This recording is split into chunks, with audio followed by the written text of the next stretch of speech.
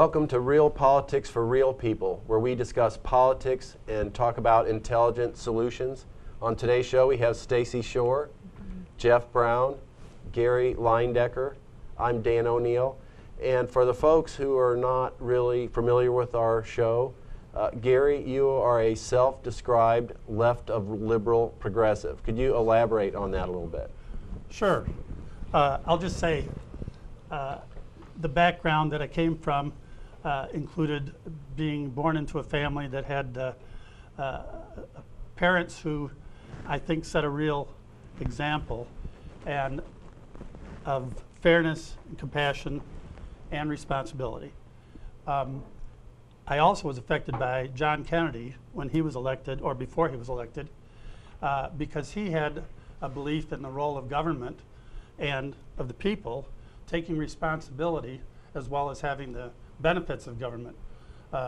He led us to believe that the United States and the government of the United States could do anything, and that we had the opportunity to be a model to the world. And I think that idea of compassion and how we can work together through government to make the world better and our country better is what led me to this. What do you think, Jeff? Well, I think all of us have had various things happen to us, various experiences in our lives that have molded our politics to this very day. For me, I had a chance when I was 16 years old to tour East Berlin, and going through Checkpoint Charlie, the Berlin Wall, all the barbed wire, and the East German border guards with their machine guns. Anyway, we had an opportunity taking a tour bus around East Berlin, and it stopped at a war memorial. And we all got out, about 100 newspaper boys got out of the tour buses, and I happened to look up at a multi-story apartment building, gray apartment building across the way, and I saw a woman, a German woman, sitting up there in the window and looking down at us, and there was a connection. I could just feel it. She was telling me, we lost it, don't you lose it. And meaning freedom. 2 years later, I enlisted in the United States Navy. That would have been the spring of 1969. I went in right after high school. I was going to be a Navy SEAL. Actually qualified for SEALs in boot camp. And big day came, and they said, the fellow down there wants to talk to you. He was a civilian guy. And he said, you don't want to be a SEAL, do you? We'll teach you a foreign language. You could be an interpreter at an embassy someplace. Let me tell you, folks, recruiters lie. And if you run into a civilian when you're in boot camp, watch out. 2 years later, I was on a nuclear submarine off the coast of, anyway, not at an embassy.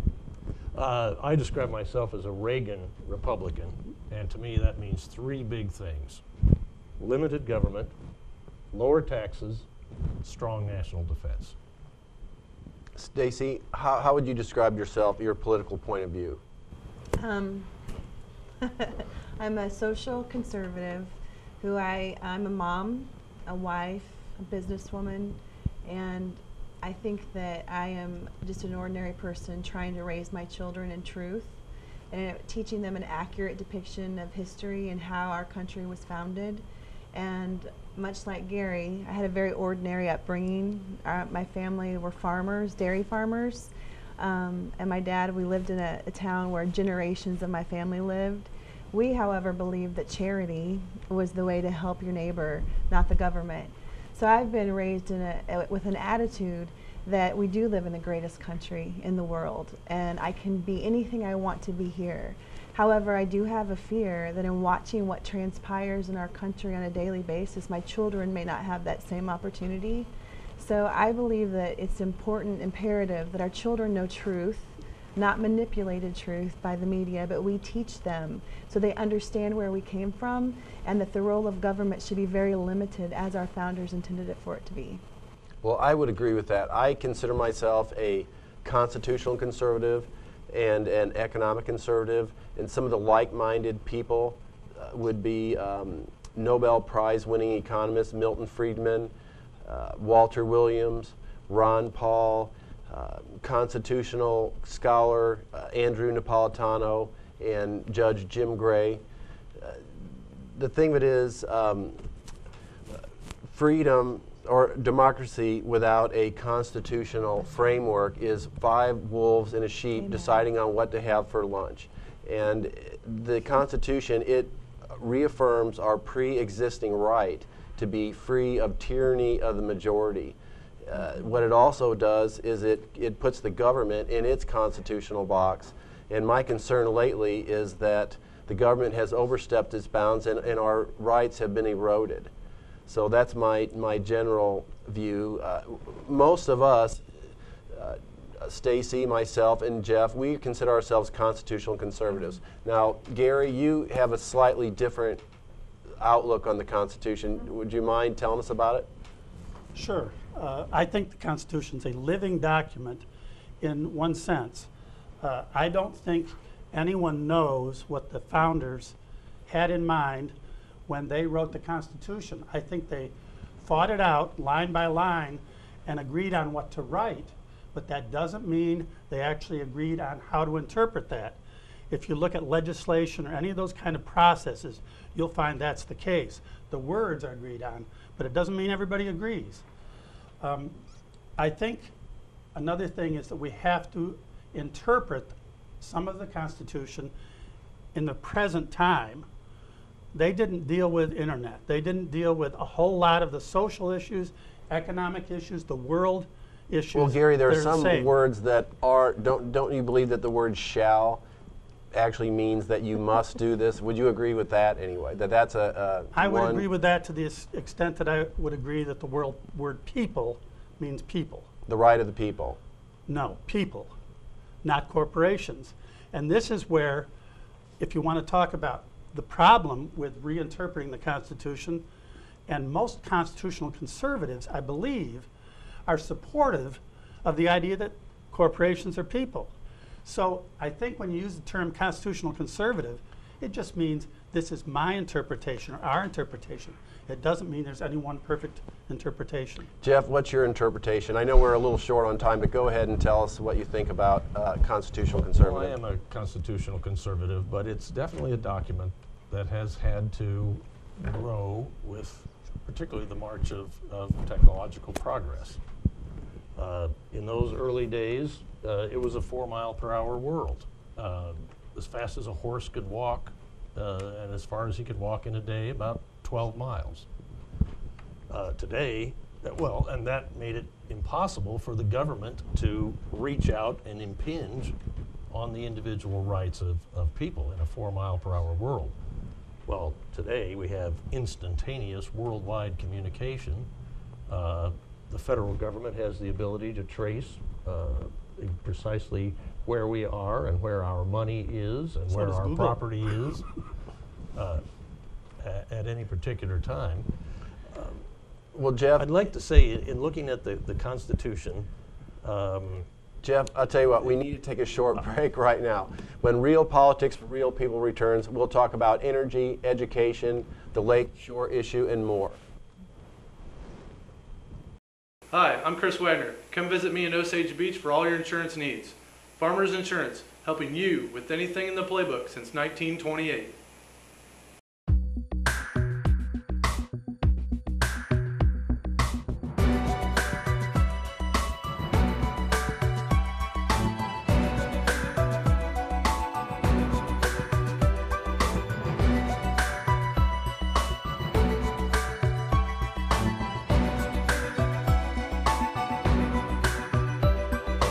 Who did you think this was? But Shinin' Family Furniture for over 66 years in Loose Creek and Versailles.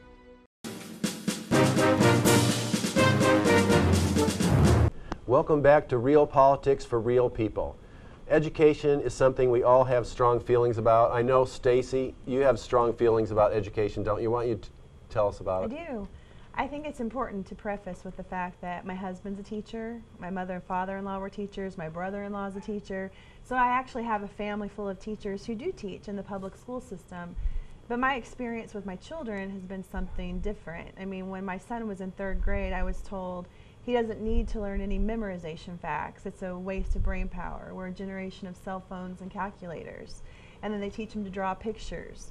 you send the work back and you get the right answer, but because the process wasn't done correctly, every answer's counted wrong. So I learned then that I had to watch with a different set of eyes to what was going on in education. I have a daughter who is a very gifted freshman, and this fall when I sat down with her counselor, they asked, what do you feel, how does she feel about her class rank? Is it important to her? And I said, absolutely. She's incredibly competitive. She's in the top 3 of her class. They were like, she needs to go into what's called International Baccalaureate. It's called IB. And it's touted as something very prestigious. But what it is, it's a United Nations driven program. It's anti-God, anti-American, anti-capitalism.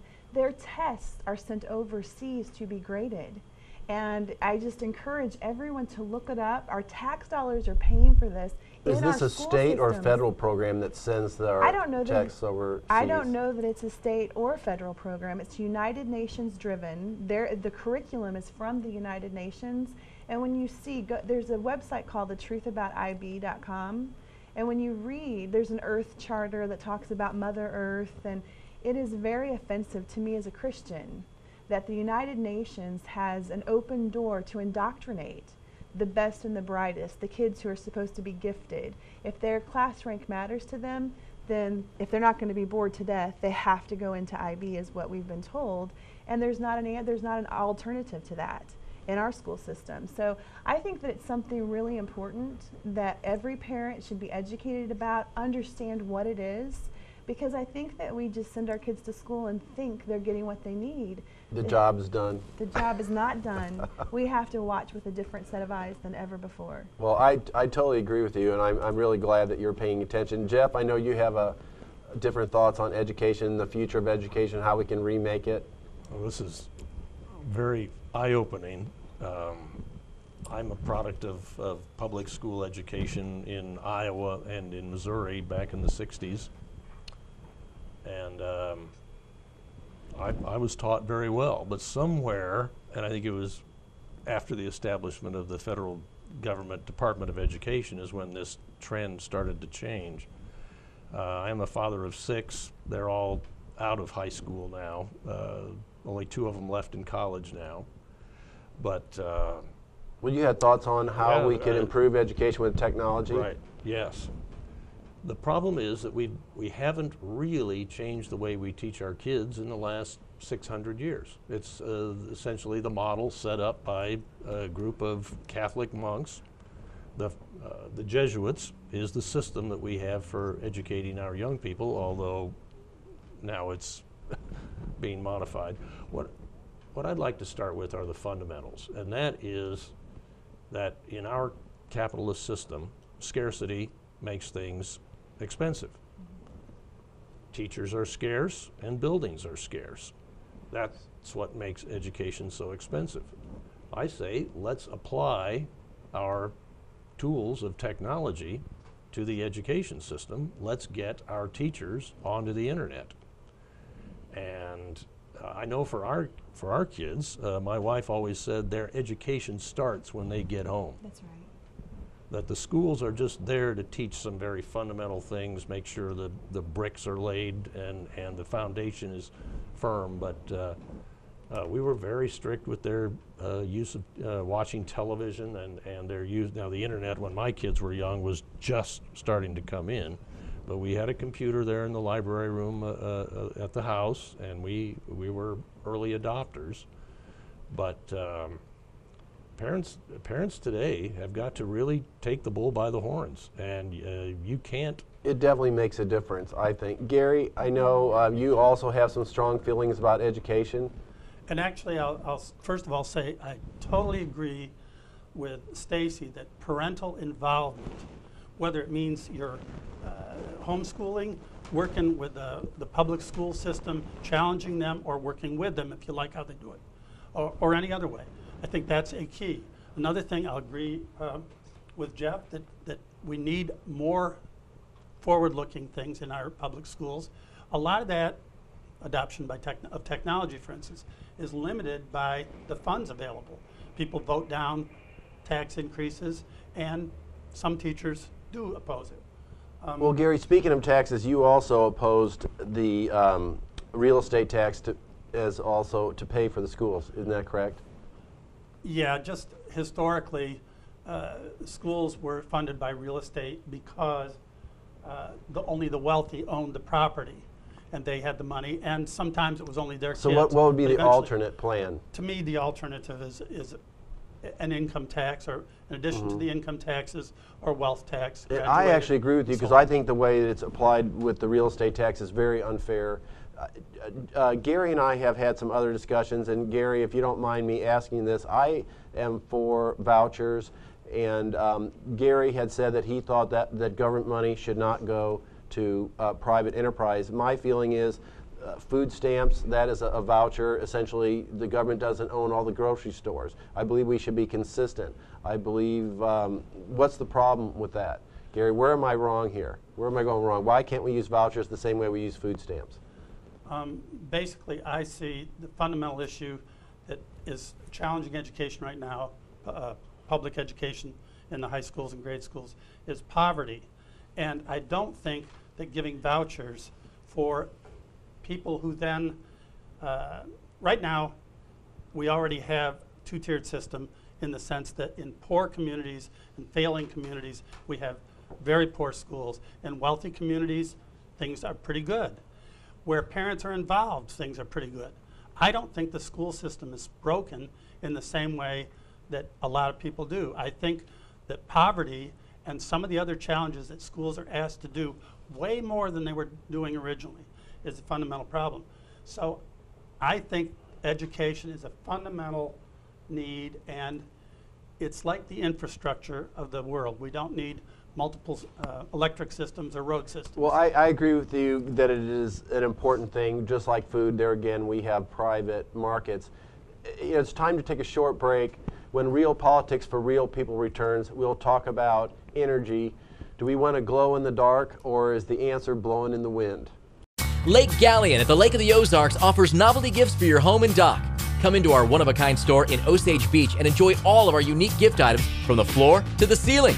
We also have local Ozark artwork, including paintings, stained glass, and garden sculptures. If you're looking for that one-of-a-kind item, we've got it, from our statues to our famous palm trees. We also sell custom chainsaw carvings and totem poles, along with chainsaw services to carve your trees at home. Lake Galleon, truly a lake original, located on Highway 54 across from Andy Custard in Osage Beach. And don't forget, there's always free browsing at Lake Galleon. Hi, I'm Aziz Ansari. Oh, that was your line. We want you to give a shit about cancer. We'll even send you a kit to collect your classmates' shit. No, that's Who's gonna do that? That's not what it says. It's not what this is Oh my about. god, I'm not wearing glasses because I want to look awesome. Spit. That makes more sense. All you have to do is swab your cheek with a cotton swab and mail it back to save someone with blood cancer disease. There you go, bro. That's not how. There's a kit. Go to dosomething.org/spit to sign up. Come on out to the Funny Farm Petting Zoo, located in Laurie, Missouri. The Funny Farm is full of exciting family fun. Pet some sheep or play with a pig. With over 70 animals at the Funny Farm, you're sure to have a blast. Call for more information on having a private party or even a wedding at our amazing outdoor facility. We're the only place at the Lake of the Ozarks you can ride a Clydesdale. The Funny Farm always has something new, so come on out and experience the fun of the Funny Farm Petting Zoo. Take Route 5 to Lake Road 524, or the 4th drive on the right. The Funny Farm Petting Zoo, fun for the whole family.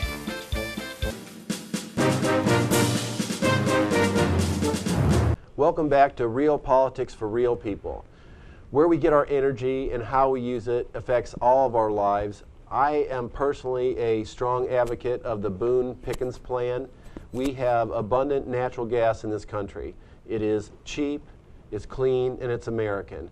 And basically his plan is that we should start with the low-hanging fruit, which that would be all of our new construction. For an example, all these bailouts. This should, if we were going to dump money on the car and truck industry, we should have put some conditions on that, had them create new truck lines so that the brand new trucks, it is more expensive to convert an older one versus just make them new to run on compressed natural gas. They could have made new truck lines. Here years have passed. Regardless, this is his plan. New truck lines where they run on compressed natural gas. And so when we have these diesel trucks that were previously diesel running on our clean, cheap natural gas, and it is definitely cheaper, that would actually lower the demand and lower the cost. It may not lower the cost. What it will do is prevent the increase that would come otherwise. And that's, for an example, trains are hybrids as well. They're also diesel. They could easily run on compressed natural gas, and I believe that some are. Stacy, I know recently you were concerned about coal, and I had just heard some news that because we have such an abundance of natural gas, some of these people in the commercials, they really try to twist the issue. The fact is that in many cases, natural gas is undercutting the cost of coal plants, and they are dirtier, and there are other costs associated with the pollution. And so these coal plants are shutting down just because the natural gas is cheaper and cleaner. That is not why they're shutting down. They're shutting down because they're being regulated out of existence. I think we have to talk in realistic terms. 80% of Missouri it functions by coal, our electricity. Our issue is when the President of the United States can so boldly say that, go ahead, try to get a permit for a coal plant. We'll bankrupt you before we'll give it to you. Stacy, I agree with you, but the thing is, that's not a solution today. We have to have solutions today. It is, I'm though. not against They are natural building gas. natural gas plants. In fact, in the lake area, we're putting pipelines in. Good. But this is a fact, because I know you thought that. That's why I wanted to bring this up, because the price of gas actually fluctuates. And when it gets down below the price of coal, they just switch just like you turn a light switch. And then the coal guys, they literally just shut down. And that's partly what our problem is. We need coal, though, right now, because that is how the bulk of our state is actually powered. Our electricity is powered with coal. So for us to advocate, that's true. 80%, I think, is the And number. when we just that's a lot. Our power company just got a brand new natural gas plant as well. And the other part of the Pickens plan, I'm all for it. Dan. The other part of the Boone Pickens plan is also wind energy, and wind energy is very it's very green. It doesn't pollute as well, and the thing of it is, it produces wealth. It is clean American power. And the more that we produce in America, the less we have. Boys, the wind's not blowing today. You all have to go home because we don't have any electricity. No, then you turn on your natural gas. Okay, Jeff, tell us about it. What is your? Well, you talk about the Pickens plan. The Pickens plan. 5 years ago, I thought that Boone Pickens was all about wind power, build wind farms from Texas up through Oklahoma, Kansas. Now he's. What? Because of all the natural gas discoveries now in the Appalachian? He's always been for both. Those were together. Yeah. Oh, he's always been for Absolutely. both. Okay. Well, one of the things I can say is that it's been many years ago that the American people decided they didn't want to be driving around with a bomb in their trunk, in a compressed natural gas. And so what you're talking about now is replacing the diesel fuel that goes into the truck fleets. That's what trucks, trains, stationary power plants, even cars for that matter. And I have to correct you on this. Gasoline, if gasoline was a brand new product, it would be just like you described. It would be way too dangerous. The fact is, the compressed natural gas and propane actually has a really good safety record. It really does.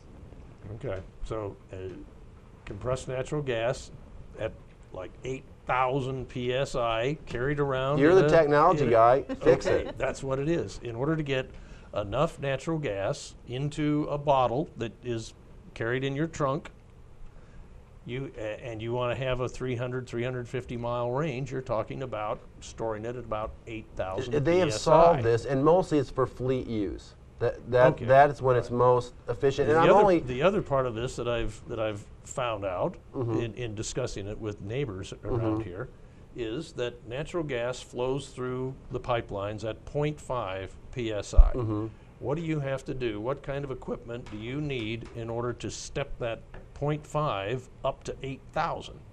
Well, you're talking about if you want to install it in your own garage, and so it takes 12 And they'd have one, but it's not the $1 million one that you're talking about. Well, the $1 million one is $750,000, I think, if you buy lots of them. Is if you pull into a convenience store and you want to fill up your compressed natural gas tank in about 6 to 8 minutes. And it may not be for everybody. I'm not saying that it is. What I'm saying is that when the fleet users switch, that leaves more of the liquid fuels that you're advocating for all of us. Gary, I know we're short on time here, but let's... All I add is I agree, actually, with the idea of using natural gas as a temporary bridge to a future. Part of that future would be the wind and solar, but especially To the power wind. electric cars. To provide electric power that you could use for multiple things. My concern is what's the long-term plan, and I'm opposed to using any more coal than we have to, unless Do you like your electricity? Do you like it? Yeah, I like it. Well, yeah. So, Well, but if I when we like live in the ice Wizard cream, of it doesn't Oz, mean we I have can to have do- ice cream with Let's see, arsenonic. when we live in the Wizard of Oz, we can do wind and solar, and it'll work. Maybe it'll work at some point. Oh, I'm all it does for work. I'm We're willing but to not pay a more for car. electricity. Sure. I'm willing to pay more for electricity. Quadruple? If I have to, yes. Well, I because can't afford that because I have 3 kids to feed. It's not quadruple anyway. I think Obama said that it would necessarily skyrocket, so, I mean, take that as you will. I don't know the I quote like from to eat. Obama. I like so- my kids. I like to feed my kids. It but w- I'm you know, gonna pay for my one of the electricity. problems is that the subsidies really create an imbalance. What we need is a level playing field where the free market will decide what the I best agree. is. And coal has costs for the pollution. Just because you don't pay for it initially right. doesn't mean that someone doesn't pay for it down the line. Gary, I know. The cost to health, even currently, mining and health and delivery of coal is immense. It's way more than nuclear. It's Wars way more for oil. And they have the not problem. cleaned up the nuclear waste also, at this for point. somebody that's got a lot of concern about their kids, I why don't would you dis- want to? Why would you want to poison the air? We don't disagree, and but to overheat regulate the it out planet? of existence when we Regulation don't have is what solutions. protects us. Well, we need solutions before we regulate have it out of solutions. existence. Use that less. work? That Yes. work? Conservation My is a brother big lives deal, on- and my brother conservation will lives on help. solar and wind only And in where- his home. In his home, it works. He's done it for And 30 how much years. would it cost us to do that? I don't know. This is in northern New York Guys, State. we got plenty of wind going on here, but after Real Politics for Real People returns from our short break, we'll talk about the issue of pro-life and pro-choice. Hey, you. Yeah, you. Not the kid, the grown-up. You know what I am? I'm your allergy medicine, your vitamins, maybe even your cough syrup.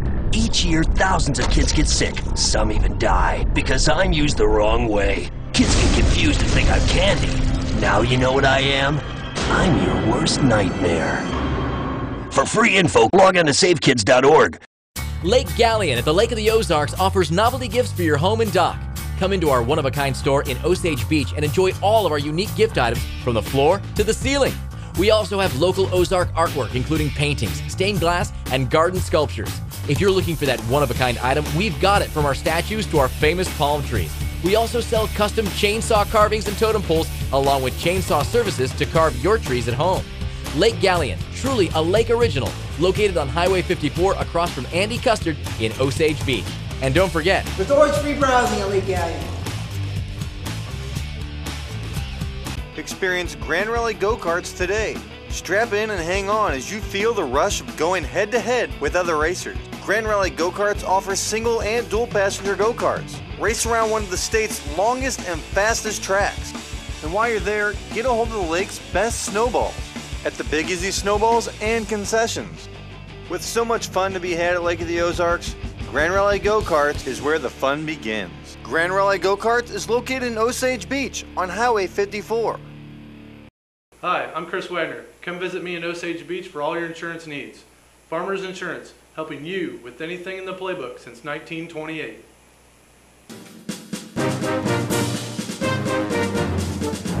Welcome back to Real Politics for Real People. The question of pro-life versus pro-choice is very important to many of us. As a mother, it's very, very important to me, as my kids are conditioned on a daily basis to the word abortion.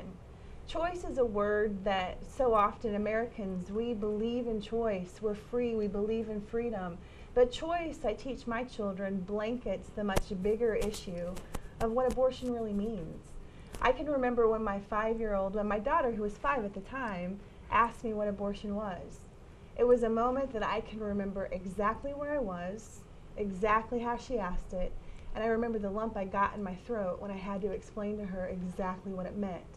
I couldn't cover it over, and I couldn't make it something that it wasn't to make her feel better about it. I had to explain to her that it was a moment when a woman who had gotten pregnant took a baby out of her belly from the safest place there was supposed to be in the world and pulled it out and let that baby die. I'll never forget the tears in her eyes and how she sat straight forward in the car and was speechless. Because it was the truth. It's the truth that we have to tell our kids. Abortion's a big deal to me because I believe that the truth is something our kids don't get very often. What do you think, Dan? What's your position on abortion? That's a pretty tough truth. Well, actually, I agree with mostly everything that you've said. Being a free market capitalist, I just believe that for someone to say, make a law and it will magically happen, I just don't buy that. I believe that what is more important is to set the conditions, the economic conditions that will give the correct incentives, both positive and negative, so abortions are safe, legal, and rare, because I believe they just simply won't follow the law. And one of the problems that we have is we have a terrible economy currently, so that essentially gives the incentive for potentially more abortions. So if you really don't want them, we need to really concentrate on the environment, which will make them less likely. Wow. And that is actually really neglected. They just say, we'll make a law and it's done, and just that's not going to work. Wow. So you're saying if our economic condition is better, then that would keep people from believing Less abortions likely. are necessary. The need and the desire is less likely. Less divorces.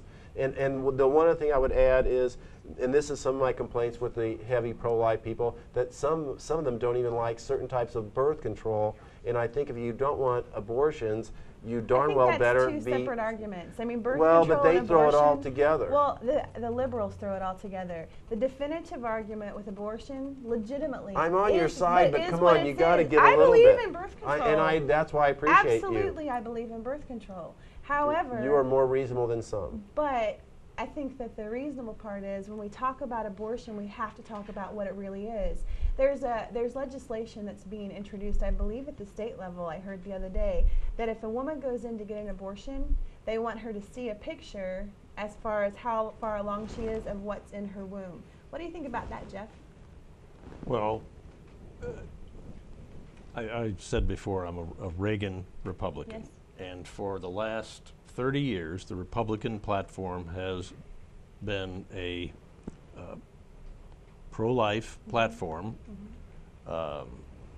with exceptions for rape, incest, and the health of the mother. I was fully in support of that type of a platform, but this year it's been changed by your wing of the party, I might say, that doesn't want to have any exceptions to. Well, why is that? Because we believe life begins at conception, regardless. Right. Regardless. And I have a problem with that too, and I know there are going to be people that are even farther along in this, but to me, life begins when the fertilized egg implants in the womb. How do you determine when that actually occurs, Jeff? Well, one of the things you're talking about is if you argue that life begins at fertilization, at conception, then all of the various methods for chemical birth control, if you will, would then be outlawed, because the way they work is they fool the Mother Nature, if you will, into thinking that mom's already pregnant, and so the fertilized egg does not implant in the womb. So let me ask you this question. I want to bring you back to center. Abortion itself, when the egg is fertilized and you have a viable, let's say if you have a 25-week viable baby, I don't call it a fetus, but a baby, a living person in your womb, do you believe that abortion is reasonable at that time? Abortion. Me personally, Yes. no, I think that's too far along. Gary, what about you? I'm not sure. At the viability Well, state. at what point do you consider? You know, viability is not easy to understand these days, because Oh. viable can be one pound is viable these days. So I don't think you've got any bright line there. Yeah, I would expect that from you, though, Gary. I think would. Because you like black and white answers. Well, I think there The are fact black and is- white answers. No, well. But of there's- course you don't. The Constitution is living, breathing. I don't know that. There's no time life Right, actually and we begins. know I get exactly that. what they meant. No, the thing is, I think life evolves. I think that personhood evolves. The chicken and the Personhood. egg question. Personhood, Let what me go does that back. mean? Chicken and egg. Which came first? It's a cycle. Personhood evolves. That is, I think there's a difference between a separate egg and sperm. There's a difference as that becomes a fertilized egg, an implanted fertilized egg, an evolving fetus. Let me ask you this and question. then a born child, and then an adult. So Barack Obama believes in late-term abortion, as do some left of liberal Democrats. They believe in the late-term abortions. Do you believe Yes, that? for the life of the mother, absolutely. And that is Because the only I case think that in the person- life of the mother. I think the person is more fully a person. But than only in that live case? Only in the human. case of the mother, the life of the mother. Only in Stacy, that where do you come down on the life of I the don't mother? know. Because I know. I don't know all the choices You in know, there. I have to say this, fellas. I mean, here's where I am. I have friends that have had babies and have been told to abort because that their life could be in jeopardy. So I have seen women who've been told that their baby through an amniocentesis would have Are major there any issues. Just cases? let me finish. And those women actually carry a baby to term and live. I've also seen cases where women have had an amniocentesis and they've been told that their babies will be born with horrible handicaps and to abort. They're born perfectly normal. So with that being said, as a mother, I would My carry a grandmother baby. died during childbirth. Many women did So back in that many time. women died during childbirth, is what During you're telling me. during Oh, childbirth. Yes. During childbirth, yes. Yeah, so I up until birthed 3 children. I can understand why they died. A woman's life is in danger during childbirth. Every For a woman that person who has a believes in baby, their freedom, life is in danger freedom when they is give the basis birth. of your beliefs. How can you say a woman doesn't have the right to determine? Because it's what not a happens in choice, her it's a own body? baby. I do. It's her own body. But not You when it can't. comes to protecting the life of the innocent and unborn in my womb, Gary. How do you know they're innocent? They're innocent because they're as innocent as they can be. It's time for a short break. When Real Politics for Real People return, we will ask about one of the hottest local issues at Lake of the Ozarks, the proposed changes in the lake shoreline issue. Discover Old Kinderhook, the lake's finest golf experience. This 700-acre residential golf and lake community is open to the public and offers stunning drama with every hole. The Tom Weiskopf signature semi-private course is known for its beautifully challenging valleys, trees, and water hazards. Stay and play in one of our charming golf cottages or patio homes. These fully furnished units are loaded with features including great views of the course, and you're in easy walking distance from the many amenities of Old Kinderhook. Relax with a spa treatment or have brunch at the Hook Cafe. Old Kinderhook's golf shop offers a wide variety of golf accessories with an experienced staff of golf professionals. Unwind your day with a fun and casual dinner at the trophy room. Enjoy one of our many delicious entrees in our dining room or relax on the courtside deck overlooking the 15th and 18th fairways. Old Kinderhook also features a marina with boat slips available for rental and daily use. Call Old Kinderhook for more information. 573-317-3500. Lloyd Belt Automotive in downtown Eldon is the home of the 1995 lube oil and filter with 29-point inspection. Car wash and vacuum, no charge. No appointments necessary. Remember, Lloyd Belt Automotive, where you're always a good deal better.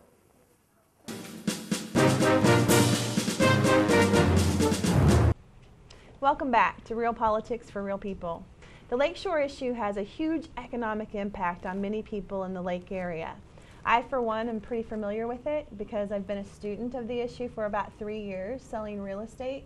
I've seen it coming like a freight train. So as it got here, July of last year, when the FERC order was handed down, I saw that they condemned about 4,500 properties to be removed from what they called their project boundary.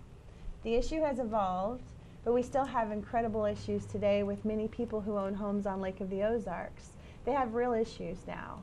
And so I have a deep knowledge, but as far as that goes, what are your thoughts on where we are, Dan? I mean, do you understand where we're at?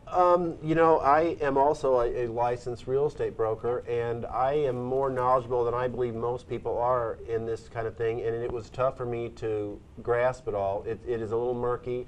And the one thing it's really important for me to say, Stacy, is everybody at the lake area owes you a big thanks for all of your work in doing your homework and exposing this issue and trying to educate the people. So if you haven't been thanked by everybody, I'm telling you right now, thank you. You know, there were a lot of people that were a part of just basically crying foul. There was truth behind the issue that we tried to get out and are still trying to get out. But sometimes that's a challenge. Well, there's misinformation out there. It's put out there. I think Harry Truman said, if you can't convince them, confuse them. And we've dealt with that. Boy, I'll tell you what. And you know, I'm a strong believer in the Constitution and property rights. Yes.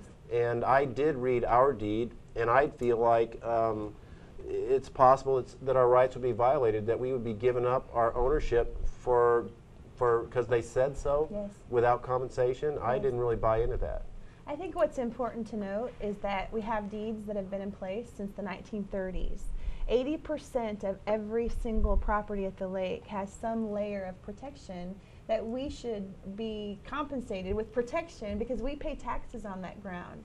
What's evolved at this point is that now Ameren has filed estoppels. FERC has backed away and said we don't want any part of this dispute about homeowners, but those 1,500 homes that were encumbered, what many people don't realize are still very encumbered because now Ameren claims that ground is theirs and those people live in their homes, but the ground underneath it is theirs. So their deeds basically don't mean anything. Are you familiar with this, Jeff? Oh my, no, I thought that this whole thing was over now. No. I thought that the new FERC order saved all those people, and I'm one of these ridge people. I'm not down on the lakeshore like you and Jeff are. Many people think that, and that's the scary thing, is that when they go to sell their house, if they haven't gotten a letter, and it's very hard to measure, there's not been great communication among homeowners from Ameren, but when they go to sell their home, at that time is when they realize there's something called an estoppel certificate filed against their property. So this is all down at, say, the Camden County Courthouse or up in Miller County, Morgan County. These have been filed? They have filed it against these properties, and when they go to do a title search is when it actually comes up and people are aware of the issue for the very first time. And that's what happens then, is if somebody who actually wants to purchase the house, finds that there's an estoppel, it's kind of like the Tantera situation, where you lease the ground and the house that's there is not necessarily, the ground's not yours, but the house is. So you have a lease situation. With Ameren, you don't pay anything for the ground except your taxes, but they say they own it. So pretty scary situation, Barry. Where did the current Federal Energy Regulation Commission, FERC, had previous versions? I think it began with the Federal Power Act, 1935, and maybe before. How did they claim a right, an ownership right to land, project land at that time? Actually, it's been amended, and I believe when it was amended, I think in 1983 was when the Federal Power Act was amended. And the issue with the Federal Power Act and what FERC is hidden behind is the fact that the public has their rights to the waterways and the lands that adjoin override that of personal or private property owners. And they've said that in their in any of the verbiage that they've put out. They've gone as far to say that. So that's where the issue becomes, it's a little cloudy with FERC. That part of it, though, is between the 660 and the 662 now, which in some cases can be as small as a foot, sometimes as big as 500 feet. But the issue that we have is that lenders and title companies and how they view that estoppel certificate, what it does to value, and if it actually renders a house not sellable without a great decline in value. So that's what we're up against. Well, you know, Stacy, there's specific language in some of these deeds, as in that at the time it was Union Electric would forever defend their right to ownership. They would, what is it, some of the language that you could do anything whatsoever with this property. So there's specific words that mean something to me, and these people built their homes thinking that they could build any structure and it would be defended by UE and their assigns forever. And this is where the problem comes in. Absolutely, and it is a state rights issue without a doubt. There are many people that have actually filed suit against their title insurance companies in order to turn around and sue Ameren, because the fact is, in 47% of the deeds that are recorded in the Camden County Courthouse, Morgan Miller County courthouses, it actually attached to those properties, it says that the said land is to be used for any and all purposes whatsoever, including the erection and maintenance of improvements thereon. Ameren goes as far as in their fact guide on their website as saying, yes, we allowed people to construct. In one of their answers to FERC, we allowed people to construct in that easement. We just didn't intend for them to be habitable structures. Well, and it doesn't say that in my deed. And what it does say is that we are paying the taxes That's on right. that property. So we are paying for this ownership. Absolutely. So it's not like they didn't just give us this. We paid for it. We have been paying for it. And if you don't pay, that's one of the times when you can have problems. I did have one other question. Yes. We talked about before. If you backfill this property, you never got an answer for that? No. So you can. It's a great question, though. Explain what you mean by that. Well, for an example, you could put up a seawall at the 660 line and then backfill just to level the ground. Now, I know normally you would need a permit, and you can go farther into the lake than that with a permit. But without a permit, my read is that you could put a wall at 660 and backfill. It says a structure, I believe. Is that the exact word, structure? The improvement. Improvement. Well, yes. They say any use whatsoever. That's right. That's pretty open to me. That's right. So what you're talking about is building up the contour elevation to get you out of that. And one of their conditions is that you do not interfere with their running of the dam. Right. So the only possible problem I would see there is that you would essentially encroach on the amount of water that they can hold back. Other than that, I don't see any problem there. So I was just curious if they ever came back with an answer there. I don't know the answer to that, Dan. I'm sorry, but I mean, it's hard to get. And that's without a permit. With a permit, you can do that. I don't want to speak to that because I'm not an expert in that. I don't know. But the thing that I see is that in 80% of ownership at Lake of the Ozarks, we have the right to be there based on our deeds. I've read a lot of history. I know you have too, Jeff, and that's a big deal. But I've read a lot of history of the guys that were here at the inception.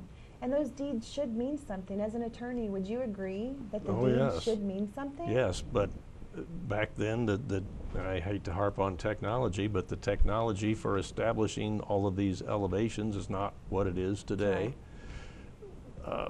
One of the things I keep coming back to, does FERC, are they out of it now, or does FERC still believe that this is a flood control lake, like all the Corps of Engineers lakes we have around here, Truman and Stockton, and those are flood control Corps of Engineers lakes. And we're very different. And we're not. We were never meant to be. We were a power generation. That's right. That's right. Let's come back to that. We need to take a short break, but when Real Politics for Real People return, we will continue with the Lakeshore Line discussion.